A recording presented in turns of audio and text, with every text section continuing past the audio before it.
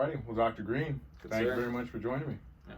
I appreciate you. If you could go ahead and introduce yourself, your academic background, and what kind of work you've been doing in the previous years. Okay, all right. My name's Adam Green. I have a PhD in philosophy. I'm here at the University of Oklahoma. I do a lot of interdisciplinary work with neuroscience, psychology, anthropology, sort of developing philosophical models in light of these, answering traditional philosophical questions, as well as exploring dialogue between these fields in philosophy, typically with some sort of focus on what does it mean to be a social creature, and what does flourishing and languishing look like if you really take as a starting point that we're social creatures. And I had the pleasure of having Mariano in a Phil of Mind class last fall, and so he proposed to do a little something on some Phil of Mind questions, and so here we are. Wonderful. Thank you very much. So just starting off, let's go right into the very basics. Let's imagine you have a person that were kind of a consciousness blank slate. Let's imagine they were zapped by one of those pens from Men in Black. From Men in Black, yes. Yeah, forgot everything about what it was like to be conscious. Yeah. How would you begin to describe what is consciousness? Sure. So when it comes to consciousness or the mind, you think that we should be able to just say what it is up front, and then we start discussing. But a lot of the action actually is already at the front of to say what consciousness is or to say what the mind is already to give an account of it usually. So in some ways, the easiest way to get started is ostensively, as like pointing, rather than saying what it is. So consciousness is a word that can be used in multiple different ways, but the most basic meaning of the term in philosophy in particular is sometimes is called phenomenal consciousness. It's what you are aware of, what your experience is composed of. If you say I wasn't aware of something, you weren't conscious of it.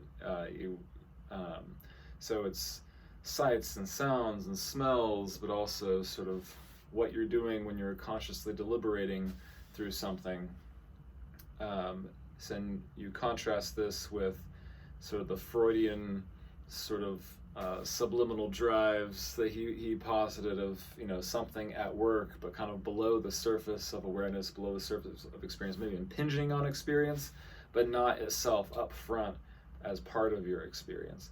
Or the unconscious, the sort of biological happenings, synapses firing, C fibers firing, what have you, that are certainly might have an impact on your experience, but that biological fact itself is not something you're aware of. So it's a hard thing to define, but it's not too hard, not too far away to start pointing at the sort of things that we're talking about when we're talking about phenomenal consciousness. And then depending on the Phil of Mind discussion, people might use consciousness in a couple of other different ways, but the most basic form is this phenomenal consciousness associated with experience and awareness. Gotcha. So far you've described consciousness sort of kind of objectively, kind of as we talk about in the philosophy of mind, but how would you begin to describe it from a first person perspective? Because in the philosophy of mind, we tend to describe it as the fact that there is something that is like to be us in any given moment, or the fact that we have subjective experience, that the lights are on and all that. It seems like stuff is happening. So again, with that person in mind that has no prior experiences or no preconceived notions of consciousness, from their perspective, what should they expect to describe as consciousness? Yeah, so another term that gets used for the what is it like is qualia. So if you think of your first person perspective on the world, if you say the feeling of rubbing your fingers together like this, if you focus on what is that distinctive thing like to feel the tension between your fingers as you friction as you rub them, that's where I say qualia. But phenomenal consciousness encompasses that qualia, but also the sort of surround in which that's happening, the sort of the other background sensations, my sort of awareness of myself as an agent, of planning to use this as an illustration, of my background to sort of awareness of this happening within the context of a conversation with Mariano, etc. And so one of the questions for phenomenal consciousness, of course, is where it ends, where it peters out, all that sort of thing. But if you just focus on the content of what you're aware of in your experience and the sort of frame of that, that's, you can still explain in terms of your experience, but it's but it may or may not be focally right in front of you, may not be articulate. Then we're starting to get to more of the boundaries of the thing. But then presumably this discussion is made possible by a lot of things that aren't featuring into the experience itself. Various facts about my physiology that are helping to make possible, moving my fingers just like so, but that they are themselves making possible the experience, but they're not part of the experience either focally or peripherally. They aren't an organizing principle of the experience per se. They're just causally making it possible to have this experience. And so that it'll be a debatable question exactly how many different kinds of things you can be conscious of, where exactly that boundary is between something that is featuring into our experiences and something that's merely making it possible. Some things, like gravity in this case, are clearly part of the sort of physical background.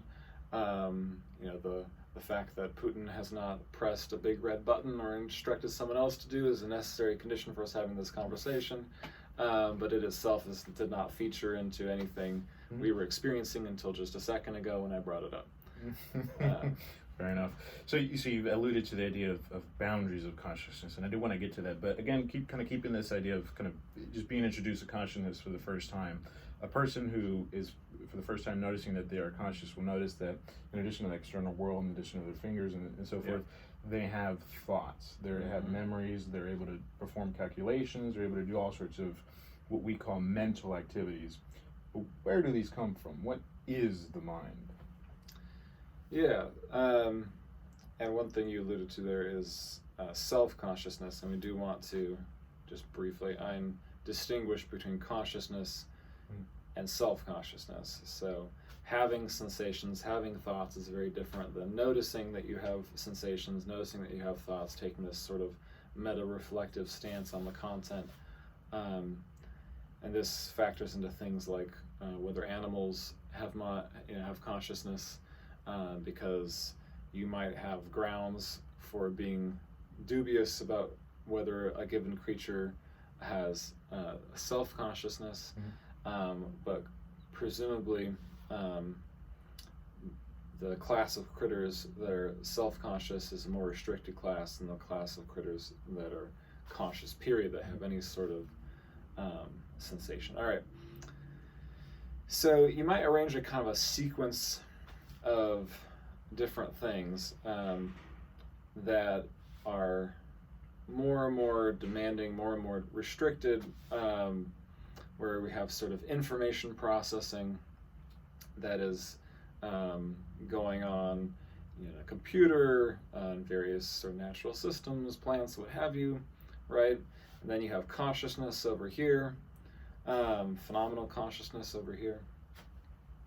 And there's various sort of stops in between that you can make that seem, at least at first glance, to be possibly on some sort of continuum, where we have, cognitive processing seems like a species of information processing. At least you can make a good case for that, but it seems more demanding, more particular. Not all information processing is cognitive processing, right? And then it seems to a lot of people that you can make an additional sort of step up, that there's a kind of information processing that is linked to consciousness, to being able to make contents possible for consciousness, explains the contents of consciousness to some extent, but you have to say something about it more than just that it's cognitive processing, that is, say, information processing happening by neurons, because not all information processing happening by neurons plausibly informs consciousness in the way that the special subset we're kind of pointing to does, right? Mm-hmm. So this is kind of the area where we're talking about the mind. It, like consciousness, it's something where if you define it, you're already giving an account of it. We're already sort of launched into a debate about its nature. But it's harder to point at ostensibly than consciousness, because it's not as, it doesn't have to be identified with our experience in quite the same neat, tidy way that phenomenal consciousness is. Phenomenal consciousness is, in a way, just another way of talking about our experience and what we're aware of. Mm. Whereas the mind is sort of the bigger context in which consciousness plays out, right? And the focus on consciousness in particular is to some extent an artifact of how intellectual and cultural history went, right? Such that the egoistic perspective that's associated with the modern term, really puts a focus on subjective consciousness and being, kind of the possibility of denying other things. Whereas a focus on minds is much more ancient within the history of philosophy. Finding a focus on consciousness in particular is a more debatable sort of thing when we go to things like ancient philosophy. Not impossible to find, but more debatable. Whereas minds are talked about all over the place. And when they're talking about minds, they often have in mind the idea of an ordering principle that can recognize truths, that can reflect, that can contemplate, and sort of recognize universal truths, not just sort of here immediate concrete registrations of things, but what is the sort of general order of nature under which something falls, right? The ability to think like that, the ability to impose order and meaning and purpose on things that didn't have them before. These are the kinds of things that mind talk is associated with most historically in the Western canon in particular, but not just in the Western canon. And in more contemporary days, you tend to see a couple different things possibly anchor it. One, again, is consciousness, sort of what is the cognitive background that uniquely anchors consciousness is one way to sort of try to anchor the mind to something. Another prominent way would be through intentionality, ofness, aboutness, the way in which we don't just have thoughts that have an interesting character, but they're sort of they seem to be directed at or about something else. When you have a thought of your mother's face and how disappointed she looked when you majored in philosophy or something like just purely hypothetically, not just in case Mariana's mother actually does watch this. No, but you're not just having a particular conscious image with a topography, two eyes, a nose, a mouth, etc. It's something we can judge as more or less successful depending on whether it actually matches its target, right? Which and it's hard to find something not associated with the mind that's about that. You can certainly hold up a painting, but to account for why it's a painting, why it's of or about the mother, and Mariana's mother. Apparently we started talking about your mom. This is bad form. This is bad form. We have to appeal to minds to explain this object and how it works culturally. So it's hard to just give like a strict definition without already giving an account of mind, but if you want sort of a common core from which debates can then move, either appealing to the cognitive background that makes consciousness possible, one strategy, complementary strategy, is to talk about intentionality and how intentionality gets to be in the world. Mm-hmm. Gotcha. So I do want to linger on that idea of kind of conjuring images and so forth. I mean, this could apply to any sort of thing, conjuring memories. I mean, you know, ideas of performing certain mental tasks like rotating objects and so forth. We're able to do these, but the kind of the inner mechanism that causes these is basically a mystery to us, right? So a good way of illustrating this is like the tip of the tongue syndrome, right? When we know a word or reference, but it just in that moment is not available to us. We're searching for it, we're straining for it, but it just sometimes doesn't come. Sometimes it does come, and that's equally mysterious as the times it does come. And often in these cases, we later remember it when the context is gone and so forth.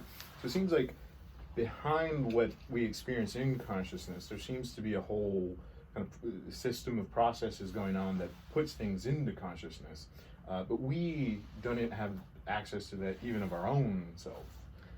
Yeah, so we can distinguish a couple different sort of questions and things that one might think is kind of mysterious about consciousness. Mm-hmm. On the one hand, there's funny things like chicken sexing, where we don't even know how we do it, mm-hmm. right? So, in case for those who aren't familiar, chicken sexing is the ability that some people, especially folks who have a lot of experience with chickens, have to just kind of look at a chick and be able to tell whether it would be a rooster, or a hen, despite the fact they can't actually specify why they know that. They just sort of do, right? So, so that's one kind of mystery. And there's various sort of interesting things like that. But as you were saying, when you come right down to it, consciousness is even more mysterious, and this relates to the hard problem I know you wanted to get to eventually, because we don't really understand why we're conscious of just the things we're conscious of and nothing else. Neuroscience is certainly growing. Its findings grow at an incredible pace in some ways. It grows fast. It's growing faster than any other area of science in terms of adding insight.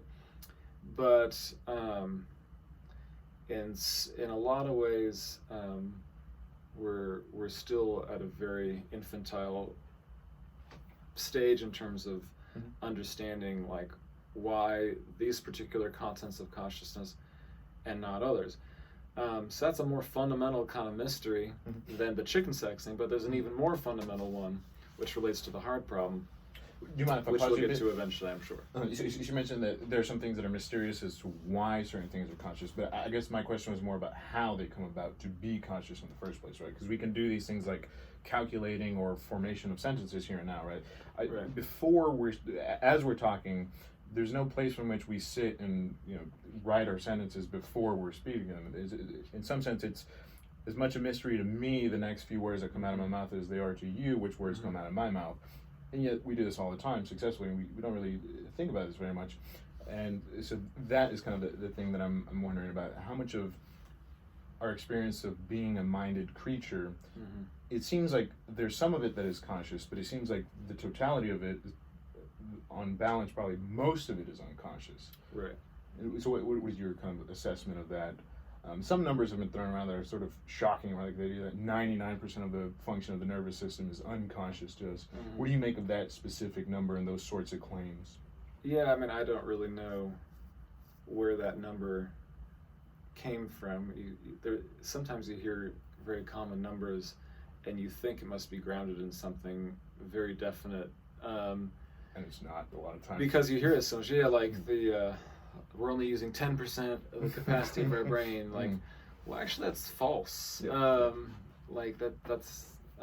That'd be extremely wasteful, and a surprising result of any sort of evolutionary process, right? For example, and when we actually look at like brain scans or whatnot, you get these pretty pictures of small parts of the brain being lit up. But that just means that those are the most active parts across lots of different subjects and lots of different trials, but in fact, like the whole brain is on all the time. It's all-consuming energy, and there's no particular reason to think. If anything, the the radical thing we should think is in the opposite direction, that the whole brain is involved in what you're doing mentally and otherwise all the time. It's just, you know, the different areas of the brain might be working differently in the one state than the other, but in some ways the most outdated view would be sort of the grandma neuron view. If there's like one place in your brain, it's like its turn to shine. Now that neuron is firing, and that's responsible for your mental state, as opposed to more like a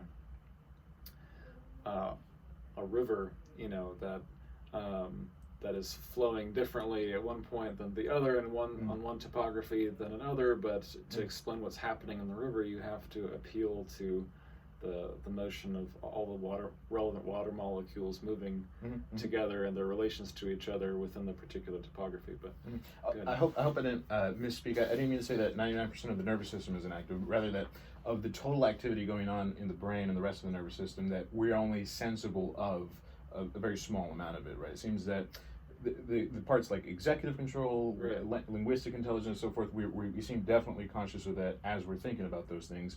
But things like, you know, the more primitive parts of the brain that just do the functions of the body and so forth, I mean, we're not involved with those, right? So the brain connection to the heart, to the digestive system and so forth, these seem basically autonomous. Even though they're active, even though those parts of the brain are active, we don't have privileged access to this. We're not experiencing those sorts of activities, right?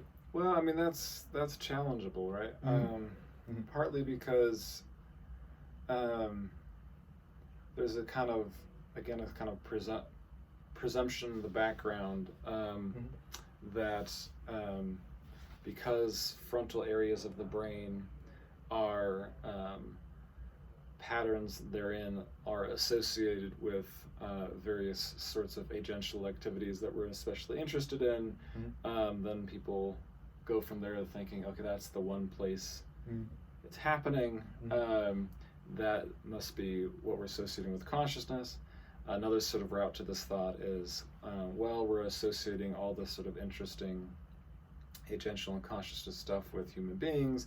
Let's find what's most unique about human brains. Well, you know, we have sort of this nice expanded prefrontal cortex, so all the interesting stuff must be happening there and uniquely there.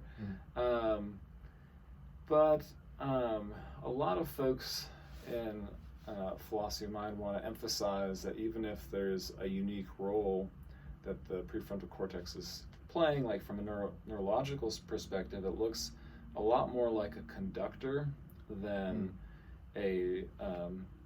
like a specialist Jules Smith holed up in his laboratory doing his unique thing, saying, "Don't bother me, anybody." Science is one of the really interesting things about the prefrontal cortex is how many other things it's connected into, right? And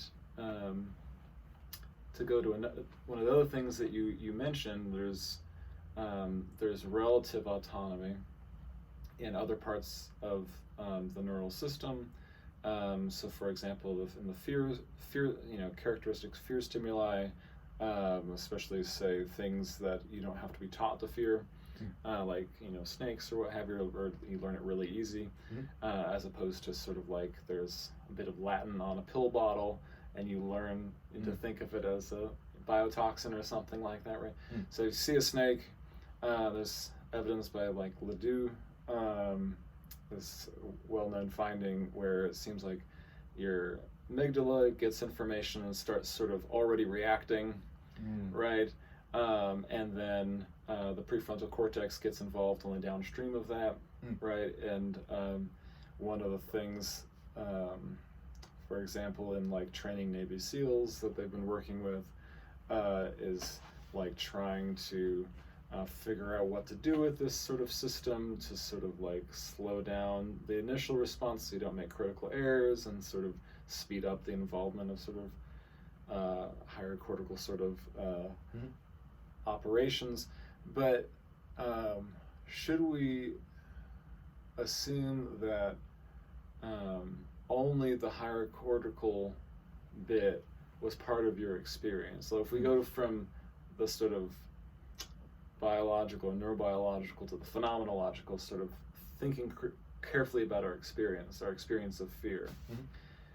Like, you might think that we actually do sort of experience this two-stage bit, this sort of two-stage process. Like, even if there's a dimension of it that is happening before we are able to sort of get reflective control of what's going on, the idea of having an initial sort of physical experience, that you experience in an embodied way, you experience something in your stomach, right? For example, when you are immediately confronted with this snake you weren't expecting to see, then you realize it's behind glass, right? And you're able to calm down. But the idea of a sort of that your conscious experience is impacted by embodied factors generally, and not just by higher cortical activity, even though higher cortical activity is real, it's an important part of the story, it seems very much correlated with agency. But there's a lot of folks who want to say that experience is much more embodied and distributed and holistic, and sort of resist the idea. But partly this gets back to, again, the hard problem, because if you're looking for a particular place, a particular biological function that you can sort of say, that is consciousness, right? This pushes you again away from an embodied view, right? Because you're like, okay, well, I'm looking for that special, magical, mysterious something that can be sort of the bridge to consciousness. So I must be aware of that, and that sort of pushes you away being aware of other things in the body. But there's various folks in the full mind community that would probably resist that, and sort of open that question back up. Like, clearly there's things that go on that I do not experience, I'm not aware of, but if anything, the direction is sort of pushing the bounds out in terms of keeping an open mind about what all about my embodiment might factor into my experience. Okay, gotcha. So far you've alluded to the idea of the embodiment and, you know, specific stimulation of different parts of the brain, like the amygdala is correlated with causing fear and so forth. Can you go ahead and go into the hard problem? So these things, somebody who's like dedicated to, you know, kind of a scientific physicalism, says that only the physical world that can be measured objectively, those things count as what we can call as conscious experience, right? So that they would argue that, you know, the fear response is the neural response and so forth, but not everybody in the philosophy of mind agrees with that. So can you kind of explain the controversy around the hard problem? Yeah, I mean, in some ways, it's a matter of successful labeling, because the hard problem is associated with a chap named David Chalmers. Other people want to talk about it too. I mean, he's a contemporary guy, but Leibniz is a modern philosopher about the time of Newton. Was already sort of putting his finger on this in his day, and has this very famous thought experiment where you sort of imagine the mind as described from a sort of third-person mechanistic scientific perspective. Think of it like a factory. We blow up the factory to giant proportions, or we shrink you down or whatever. And so you enter into someone's mind factory, their brain factory, and you know, you look around, you look at the gears and what have you, and you inspect everything, and you sort of ask the question, well, I can understand something like why things happen mechanistically the way that they do, why pulling on this cord leads to you know, that weight over there being lifted off the ground because of these pulleys. But why should I think that any of this has to do with minds, with consciousness, to use our focus, or why sort of intrinsic intentionality, not derived from something else that's intentional, but something like intentionality coming in for the first time, that's involved. It looks like a category mistake now you might think, oh, there's various physical things that we had a hard time explaining in the history of science, then we explained them. Yay! And so the question is consciousness the kind of thing where we just lack the imaginative resources at this point to see how we're going to explain it? But we should assimilate it to these historical cases where there was something we didn't understand, but then we got it, then we figured it out. And at least from our current historical viewpoint, we look back at these cases and it looks like, well, still we can see why the target to be explained was physical, right? And the explainers that hadn't been bridged were physical, and how you could sort of incrementally sort of build, even if you hadn't got there yet, how it is you sort of incrementally build to an explanation. Similarly, for current mysteries having to do with like dark matter or dark energy or what have you, might think, well, if I'm hopeful that these things will be explained eventually, presumably that's because I think that the target to be explained has sufficient things in common with the kinds of things I use to explain things naturalistically, such that even if I can't see how to build the bridge from one thing to the other, it should be possible for some suitably powerful mind or a group of scientists, perhaps empowered with technology we don't have, to build that bridge. Whereas when we look at consciousness, and to some extent the mind in general, we've been at it for a long time, as long as it's been a focus of research and thought and conjecture. But for a lot of folks, it looks like at best we've come up with better and more nuanced sort of physical correlates, right, to what's happening in consciousness, but we've never gotten any further in answering the question, well, but why should a physical system have to be conscious at all, right? And so it's that sense of intractability of it feeling like a category mistake to move not from correlated systems, or why a physical thing should have a mental effect or vice versa, but like why any physical system should be mental, and delineating why some physical systems should be mental and others not. That is the hard problem. There's a couple different possible reactions to this. The one which I alluded to before is just this thought to say like, well, yes, it appears that way, but that's an artifact of our epistemic situation, and given that we should just trust the track record that the way things appear isn't necessarily the way things will always be, and trust the sort of success of the sciences guided by a sort of methodological naturalism to and the weirdness of any account of things as being non-physical, and let that be our guide, and just trust that somehow, some way, it works. A second way is to say, well, this is evidence for dualism. We've been banging our head against this problem for forever, and some things about the problem seem clear. Like, it just seems clear that there's a gap. It's like asking a fruit tree to grow a bunch of numbers on its branches. It's just the wrong kind of thing, right? So, if it's, even though we could be wrong and some humility is in order, if it seems perfectly clear that this is a category mistake, we shouldn't just be waiting around forever for category mistakes to somehow become something else. We can be this is something we can know. We can know that things are of fundamentally different kinds, and so you should be a dualist. And then the third sort of way is to think, well, maybe we should rethink what matter or the physical is, instead of thinking that the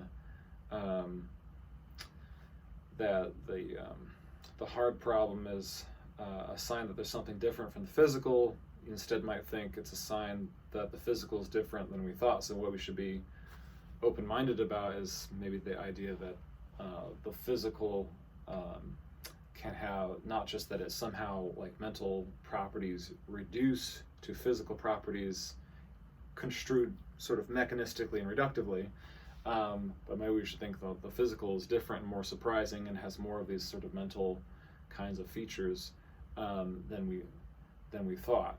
In other words, maybe the consciousness is kind of prior to the physical. Is that kind of idea, or? Well, that would be one way to take it. But I'm thinking of more like a dual aspect sort of theory, where you think the physical doesn't just have mass and energy and described in certain terms of certain kinds of forces or what have you, but has mental properties as well baked in. These are equally fundamental to the one thing that everything's made out of. So that's kind of the third general sort of reaction.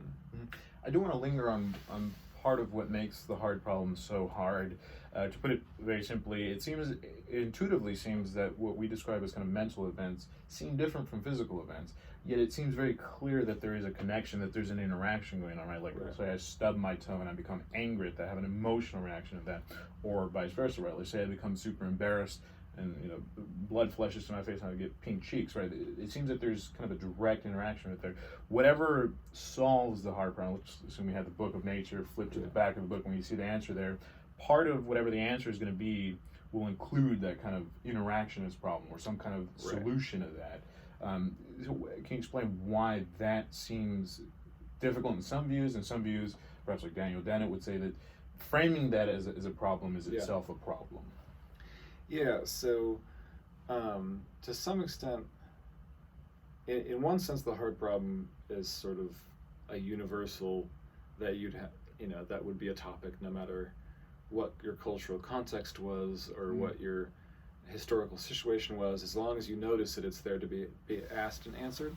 But to another extent, it's the focus and the urgency of it is a historical artifact.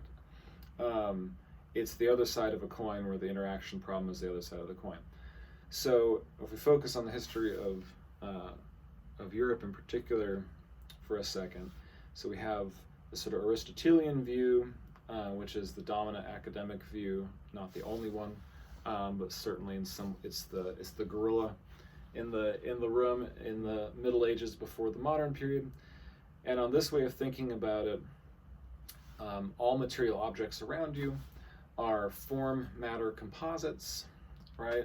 There's something that is of its own, is immaterial, that is of more like the mind type, has certain affinities with that, has to give sort of order and unity and purpose to something to make it into an object. Things have to be sort of bound into a mold to make them what they are.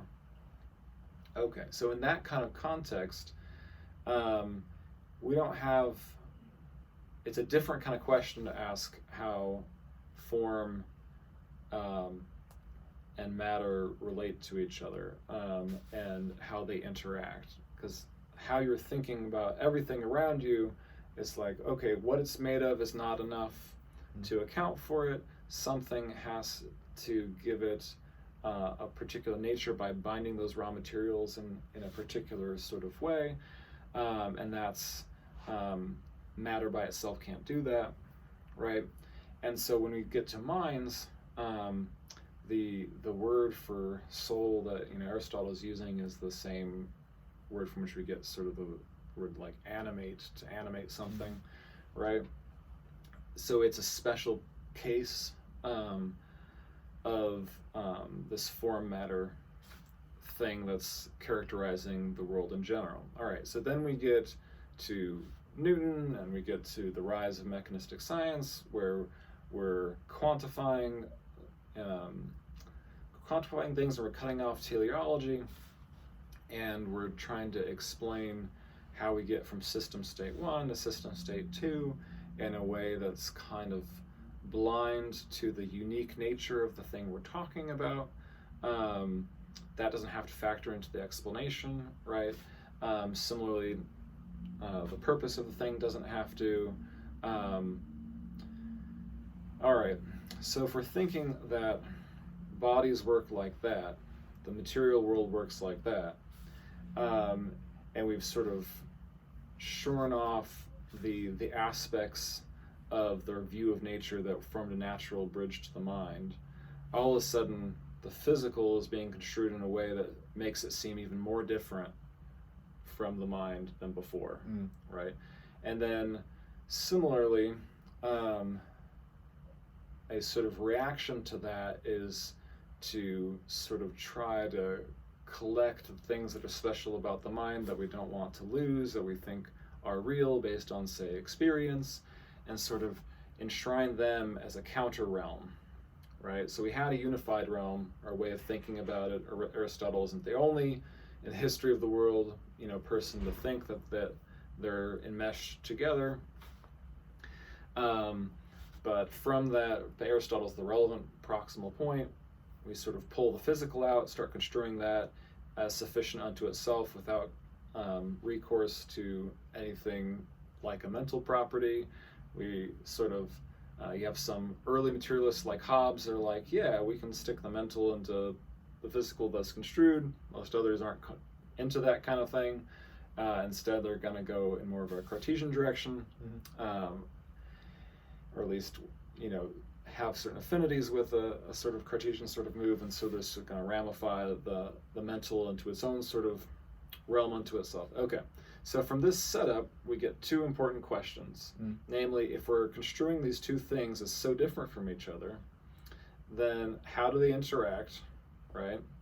And if you want to privilege one over the other, why do we need the other one, right? And so it's this sort of dynamic that gives us these questions. The interaction problem is the form that it takes for dualists. We need both. They're very different. So what do they have to do with each other? And then the form that the question takes for the physicalist coming out of this is, all right, if you want to prioritize the physical in this, but we're construing the two as so very different, then how is it that something like this could ever give rise to something like that? And the idealist has their own question. It's actually a really popular position for a long time, but not so much these days. Gotcha. Yeah. So we're running a bit short on time here, so I'd like to close off. Sorry. You're good. No, you're good. You're good. No worries. Let me just check what exactly we got. Okay. Gotcha. Yeah. All right. So if we could, I feel like we've been talking in a bit of an abstract way, so I'd like to close off by talking in a really direct, first-person kind of way. It's consciousness. One of the things that makes it so interesting is that, as David Chalmers would put it, it's the thing that is the most familiar to us directly, but yet objectively, it's the most mysterious thing. Right. And yet, many philosophers have used it as sort of the bedrock of what we can know. Perhaps most famously, René Descartes, in his famous aphorism, maybe the most famous quote in all of philosophy, "I think, therefore I am." Yes. Or as he wrote it in Latin, "Cogito ergo sum." What can we say about this? About what can we know for certain from a first-person, direct perspective about our consciousness? Yeah. So on the one. So partly this is a question of philosophy of mind, and partly is a question of epistemology, of what is your standard for knowledge. If you're willing to say that we know things that we just sort of reliably track the truth, then probably know lots of things, just tons of things. Sure. But of course, Descartes wasn't quite interested in that per se, not within the context of the Meditations anyway. He was looking for he's the inventor of analytic geometry, and Newton, who impacts everything in the modern realm, similarly finds some basic axioms from which he kind of seems to reconstruct the entirety of the physical system. So he's looking for something like that, some fundamental truths from which other truths can be derived that can't possibly be false. And he's in the sort of wars of religion sort of area where we've had the sort of Protestant Reformation, and we've had counters to that. The authority structures of the church are very much have been shaken by what's happened. We have various, the microscope, the telescope, we have various sorts of things that make it desirable to have a different way of establishing sort of authority. So this is his strategy, to come up with something certain, right? And so he borrows something that pre-existed him. For example, Augustine's City of God has the cogito argument there. It's used differently. So he doesn't invent that argument. But he's sort of copying a certain sort of literary style, like you see with Anselm in the Proslogion and the Monologion, of this sort of, I'm going to reflect, use philosophical reflection to sort of purify myself. And so he lands on this, I think, therefore I am, where he's going to doubt everything that's possible to doubt and take only the leftovers. Doubting is itself a mental activity, so it would be self-undermining to doubt that, therefore thinking remains, and he tries to build out from there. Although, there's various ways of poking and pulling at him, including, I know one we've talked about before, is just the nature of the thinker. So from a Buddhist perspective, for example, one might affirm the cogito and deny the existence of the self, which would have been surprising to Descartes, presumably. Yeah. But if we come back just briefly to your original sort of question, if our standard is just sort of reliably getting to the truth, then we don't have to know how introspection works. We don't even have to know that we couldn't possibly be wrong. We just have to have good access to ourselves, which most people who aren't already well on their way to skepticism would grant, and then sort of be sensitive to the most common sort of ways of deluding ourselves, and then it looks like we can know lots of things about our minds. But if we want to raise the stakes really high and say, well, we want things where you couldn't possibly be wrong, where you have sort of apodictic certainty or whatever, then we start getting a really restricted class that might be even smaller than what most people think we get out of the cogito, because it's not even clear whether knowledge of the self satisfies this standard. Maybe knowledge of what type of mental activity is happening at this particular moment, and a very coarse-grained description of the content of your experience might be all you can get that satisfies that sort of extreme standard for knowledge. Sorry, go ahead. No, you're good. But yeah, so I was, in the cogito part, you mentioned that a Buddhist would take issue with the idea of the self in that aspect, but even somebody like Nietzsche, who did believe in the self, would take issue with the idea that I am the thing that is thinking, I'm the thing that is causing the thinking, that we know what we're talking about when we say thinking, that we have a common description of thinking, where the Buddhists wouldn't disagree that consciousness is evidently happening, but the idea that there is my consciousness distinct from the outer world or something like that, or that myself is upstream of my conscious thought, and therefore I can take ownership of the thought. Those are some kind of interesting questions to raise, but we are unfortunately running out of time, so... Yeah. This is a teaser, right? It's always lots to discuss when it comes to philosophy of mind. That's right. Well, Dr. Green, thank you very much. Appreciate your time. Sure. Thank you.